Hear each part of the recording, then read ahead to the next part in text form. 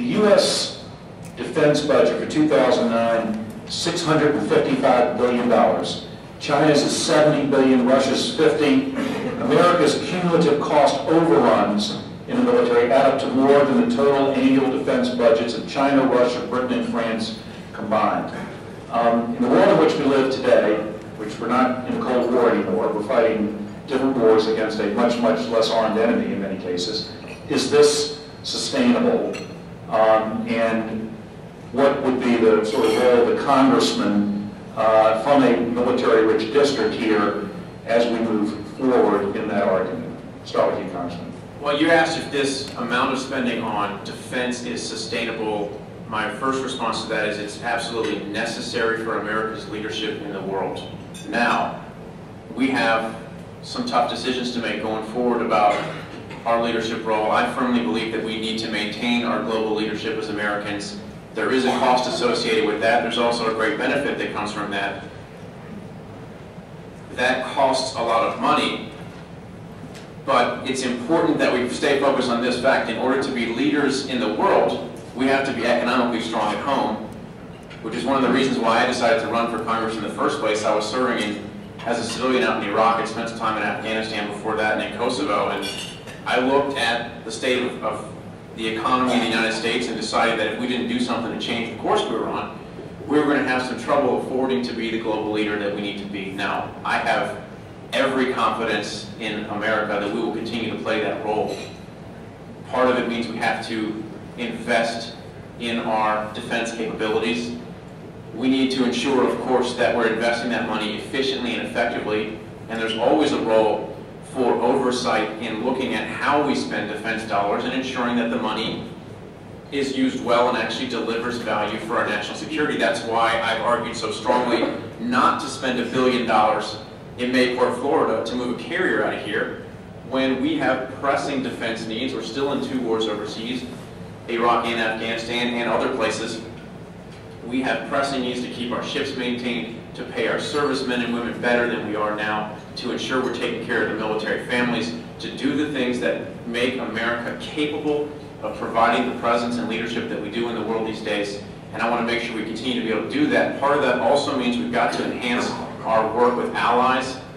We can't go it alone on everything. We need to continue to work to build alliances to help share that burden. Ken Golden. No, the defense budget currently, as it is, at $655 billion, is not sustainable. Okay? I believe that we need to continue the hard work that we do throughout the world, but we cannot continue to pay the amounts of money that we're paying now. But look at the bill and what it's for, and who would understand that better than me? Having worked 2 tours up there, one of which was in legislative affairs, a total of 4 years in legislative affairs, I understand how and why this budget gets bloated the way it is. The biggest How does it? Because we add too many people and we have too many contractors. We have done that over and over. That bureaucracy up there is humongous. When I worked up there 2 years ago, it was as a defense contractor in the NII, which is Networking Information Integration. The secretary just cut that entire organization. Why? Because all we were doing was deciding what went on the next PowerPoint slide, what we were going to do and say at the next meeting, and when we were going to have the next meeting, at a cost of about $100,000 a year for me. That made absolutely no sense. Finally, I went over to another job where I designed the concept of operations for the Riverine guys. But it's the tremendous amount of people that we pay for. That's where we can reduce, and we can do it with the amounts of contractors that we have. That's why the Secretary has said we are going to cut down on the amount of contractors, and that's specifically why Joint Forces Command was focused. It grew from about 2,000 to 3,000 to 6,000, which made it about 3,000 too big. And we can reduce that and still keep the core competencies, and that's what we need to do in D.C. D.C. and the Pentagon is incredibly bloated, and that's where we need to start. That animal up there, tooth to tail, needs to have some of the tail cut off. Scott Ritzel. Well, it's a great question. Leaders set priorities. That's what leaders do. You're always faced with more demand limits on your resources of time and treasure than you have for the challenges that are facing you. That's the general case here. I think that, with all due respect to Kenny, you know, we can and we must, I believe, maintain the level of spending that we are right now. I support that. There's a built-in bias here, I think, against contractors. Contractors are just private business people. I have a built-in bias for private sector business and what can be pushed out to private sector business in the Department of Defense. I think that's a good idea. Are there abuses? Occasionally, absolutely, but over the long haul, we're better off using private folks to the extent that we can. You know, the key here is misplaced priorities. And I need to point out here that, you know, we've talked about a defense budget of a bit over $600 billion, yet the Congress, through Nancy Pelosi and voted on by Congressman Nye, spent well over $800 billion on a failed stimulus plan. I don't believe that the stimulus plan, that the massive deficit spending is the key to job creation. The key to keeping our country strong with our military is to have a strong, robust economy, to put those practical steps in place that will bring back the greatest job-producing engine the world's ever seen. And they're sitting here around you, the American small business owner.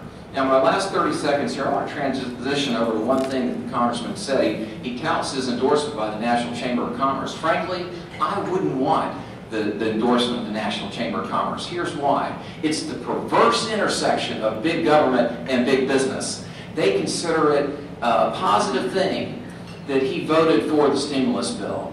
Here, I'm just trying to give you some, I'm asking you to fire him and hire me. You know, this is a job interview. I'm here to interview for a job. There's profound differences between the two of us on how we think jobs are created. All right, well, the opening is yours, Congressman Nye. Yeah, there's a couple of things on this issue, just so we can set the record straight here.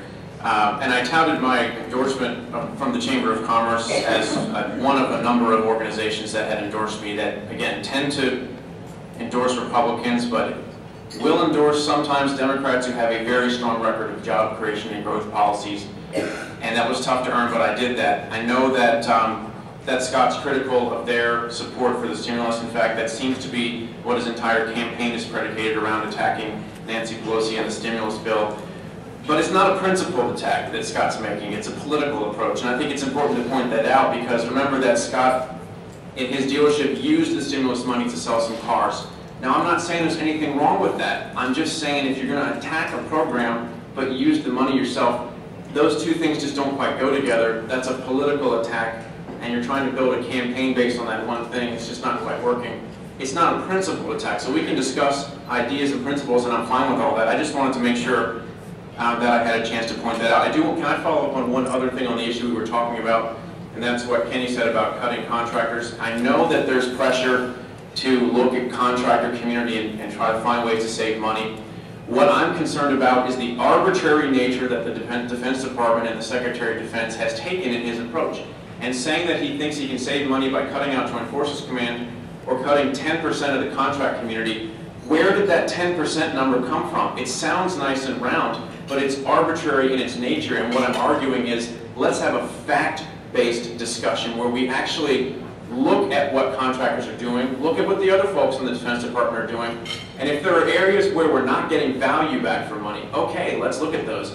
But not to take an arbitrary cart before the horse approach where we announce we're going to close something and then we admit, and his deputy and the vice chairman of the Joint Force, the vice chairman of the Joint Chiefs admitted, we really do need to do an analysis before we go ahead on JIFCOM. And even the vice chairman said himself, that analysis may show that in terms of protecting jointness, that leaving things as they are is the best way forward.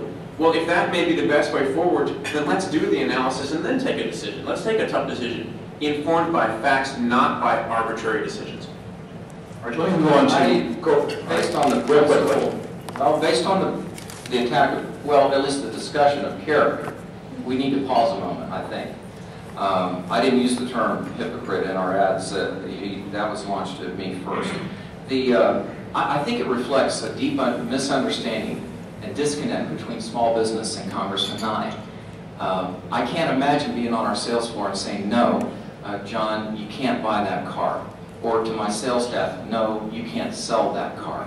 I knew it would simply move up sales. This is the false, the well-intentioned but unwise thinking of a Congress that's never had a private sector job. I'd like to, know if Congressman Nye has ever created a job or know what it's like to have a banker tell him no. I've been in that position. We look at the ads that he ran. He talked about, voting for the bailout bill. The one reason I was critical of that, the gentleman who actually interviewed and became the basis for that WVEC report said later, he said, the vote was not at the time the bailout took place. It couldn't have been. He wasn't in Congress at the time, as the original campaign rightly points out. Here, factcheck.org. The reason we called Congressman Nye out for that bailout bill commercial, factcheck.org said he wasn't in Congress when it was voted on. So when we come down to matters of principle, I stand by my record and I welcome a careful examination of how we got to this. All right, let me answer that real quickly because I'm going to I'll be quick, and I know Kenny here. Kenny, you guys are killing me. I'm carrying it. I want you to know, you got the NRA. Again, and I also am proud of that I got the NRA endorsement. Thank you, Kenny, for mentioning it. I'll be very quick, just specifically to something that Scott said right in his response. And again, I wasn't criticizing